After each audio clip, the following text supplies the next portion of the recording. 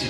ତୁ କଣ ଜାଣିନୁ ସନ୍ଧ୍ୟା 7ଟା ହେଲେ ଆମ ବାପ ପୁଅଙ୍କ ଭିତରେ ଟିକେ କ୍ଲାସ ଚାଲେ ବୋଲି। ଆଜି ଭାଗବତ ଗୋସାଇଙ୍କ ଜନ୍ମଦିନ। ଆଜି ଭାଗବତ ଗୋସାଇଙ୍କ ଜନ୍ମଦିନ ଇନ୍ଦୁ ପୂର୍ଣ୍ଣିମା। ଏତେ ବଡ଼ ଦିନରେ ମଦ ମାଛ ନ ଖାଇଲେ ଚଳିବନି। ସକାଳୁ ସକାଳୁ ତ ଲମ୍ବା ଚିଠାଟା ଧରାଇ ଦେଲୁ।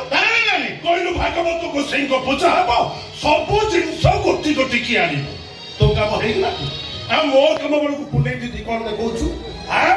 ଯା ମାଛ ଚିକେନ ଟିକେ ଫ୍ରାଏ କରି ନେଇ ଆସିବୁ।